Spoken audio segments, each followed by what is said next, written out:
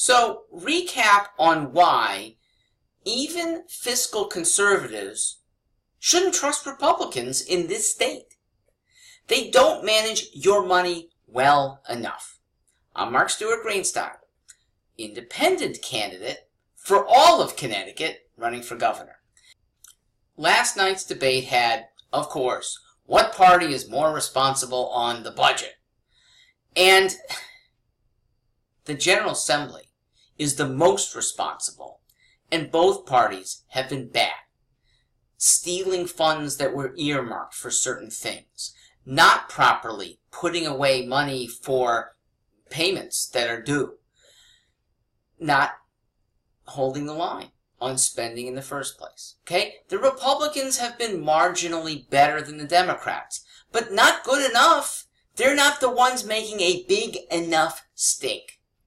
At last night's debate, I met two General Assembly members, both Republicans. One of them the thoughtful, knowledgeable, and alluring Heather Bond Summers. Not her. But close. And for a non-actress.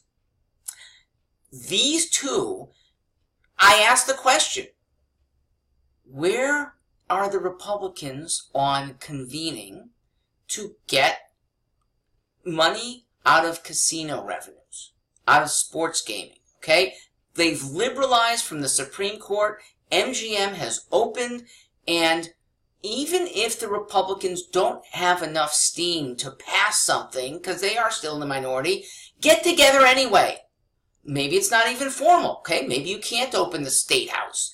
You get together in restaurants and you get media there and you say, here's what we're doing to have a freer and more economically generating economy with more casinos, maybe fewer casinos, but let them at least hash this out. Governor Malloy called for a special session. Crickets. Crickets are louder than what we've heard about responsible gaming and sports wagering in this state. So, when Republicans say, we're doing better, but we're the minority party and we can't do that much, I'm not convinced that as a major party, you're going to do significantly better. However, an outsider can. An independent, if elected governor. I have no ties. I've made no promises to parties or groups. It's the one way that we can steamroll a truly better budget. Only an independent can really make significant change. That's why, look, the 3 years and out, my tax proposal to get us down to 0 in not 8 years, but 3, it is realistic with an outsider who manages to get 51%. Because if 51% of voters are convinced that this nobody made it to their governor's chair on ideas, nothing else, that's convincing enough for the General Assembly of both parties to finally go along and do what's right for the rest of the people.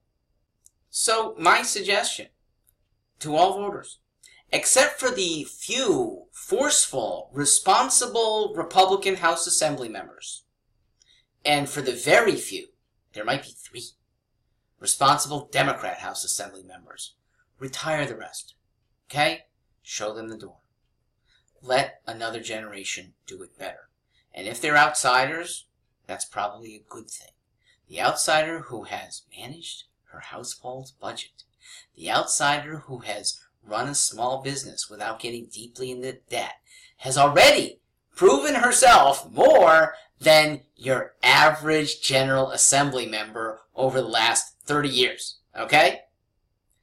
We haven't had good governance in at least 30 years.